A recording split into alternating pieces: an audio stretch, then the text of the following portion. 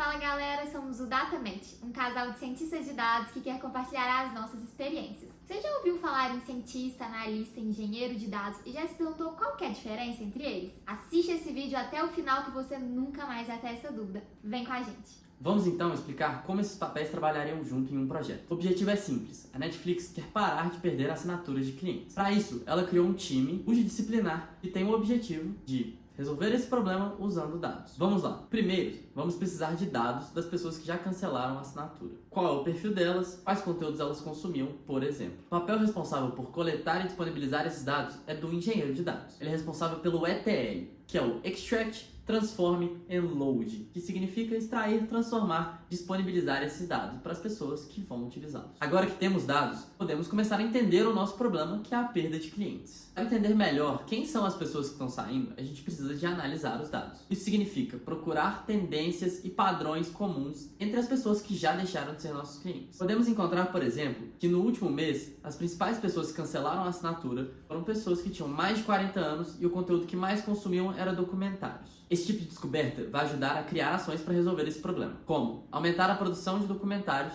cujo público-alvo são pessoas de 40 anos ou mais. Essas análises são realizadas pelo analista de dados, que tem como objetivo identificar tendências, padrões e oportunidades de negócio. Isso pode ser realizado com estatística, programação ou qualquer outra ferramenta. A principal função é analisar dados e apresentar os resultados de forma concisa e clara para gerar melhores decisões para uma empresa. Por fim, queremos também agir de forma proativa para evitar a perda de novos clientes. Para isso, vamos criar um modelo de machine learning que tem como objetivo prever quais dos nossos clientes têm mais chance de cancelar a assinatura no próximo mês. Esse modelo vai permitir identificar de forma preditiva quais são os principais perfis que têm mais chance de cancelar, com isso, ajudar na melhor tomada de decisão para evitar perdê-los. No nosso exemplo, poderíamos prever que adolescentes de 15 a 18 anos tem mais chance de cancelar a assinatura no próximo mês. E com isso, poderíamos enviar uma notificação para essa pessoa personalizada com uma sugestão de conteúdo que ela tem muita chance de gostar e que vai fazer com que ela não cancele a assinatura. O cientista de dados é o papel que tem como objetivo analisar grandes conjuntos de dados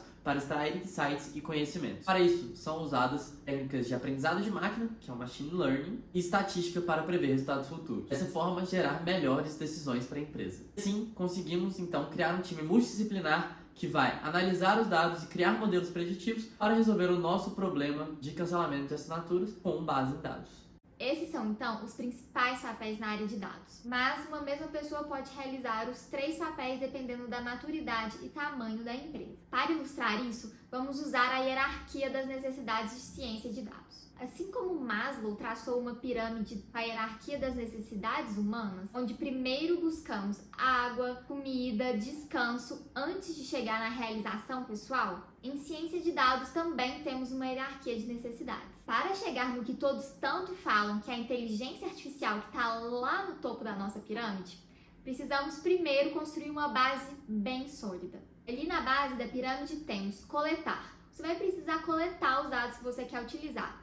Exemplos disso são dados gerados pelo usuário, dados de sensores, dados externos. Depois vem a etapa de armazenar esses dados, montar a sua infraestrutura, os ETLs. Em seguida vem a etapa de transformar, tratar aqueles dados e aplicar regras de negócio. A quarta etapa é a de agregar os dados. Aqui é uma das partes mais importantes para as empresas. Em muitos casos, até mais importante do que a inteligência artificial, mas acaba ficando de lado pela hype que a inteligência artificial ganhou nos últimos anos. Aqui é onde falamos para a empresa o que ela deve fazer com o seu produto, como os usuários estão comportando, como o produto está comportando, os KPIs da empresa, como é que está a sua saúde. Além disso, podemos fazer testes AB, experimentação para saber qual foi a melhor versão do produto. E por fim, vem a etapa de otimizar, aprender, que está englobando ali inteligência artificial e deep learning. Um exemplo aqui seria o modelo de cancelamento que o Gabriel citou aí anteriormente. Mas é sempre bom ter em mente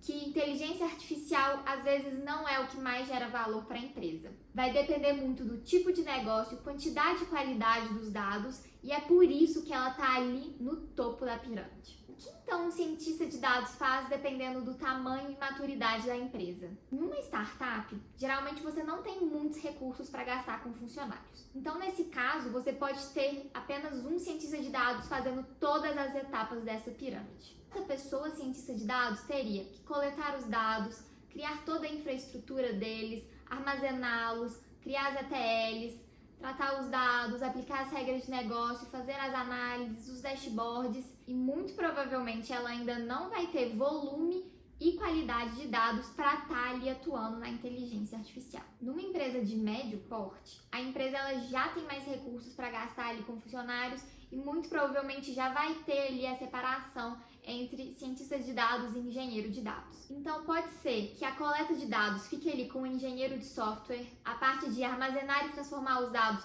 já com um engenheiro de dados. E aí, dependendo de qual for o foco da empresa, podemos ter ali o cientista de dados fazendo toda a parte de agregar e de otimizar, ou então, em alguns casos, podemos ter papéis um pouco mais específicos ali com o analista de dados fazendo essa parte de agregação e o cientista de dados ficando focado nessa parte de otimização. Para uma empresa de grande porte, ela já vai ter mais recursos e vai poder investir em pessoas com papéis mais específicos. Então, coletar continuaria ali com o engenheiro de software, a parte de armazenar e transformar com o engenheiro de dados. Em algumas empresas podemos até ter ali a parte de transformar com o engenheiro de dados analíticos ou analytics engineer. Essa pessoa atua ali fazendo uma ponte entre o time de engenharia e o time de análise de dados. A parte de análise, métricas, experimentação ficaria com um analista de dados. Por fim, a parte de inteligência artificial e deep learning ficariam com o cientista de dados. Algumas empresas também têm o cientista de dados pesquisador e engenheiro de machine learning, que é responsável por produtizar os modelos. Resumindo então, a ciência de dados pode ser tudo isso. A definição vai variar de acordo com a empresa que você está trabalhando. O engenheiro de dados, ele vai ser o responsável por trazer dados de qualidade. O analista, para entender tendências e padrões dos dados e gerar assim melhores decisões. E o cientista, para criar modelos preditivos usando dados, também para gerar melhores decisões, porém de forma proativa. O link de tudo que comentamos está na descrição aqui abaixo. Muito obrigada por assistir esse vídeo. Deixe o seu like, se inscreve no canal para você não perder os próximos. Valeu, pessoal!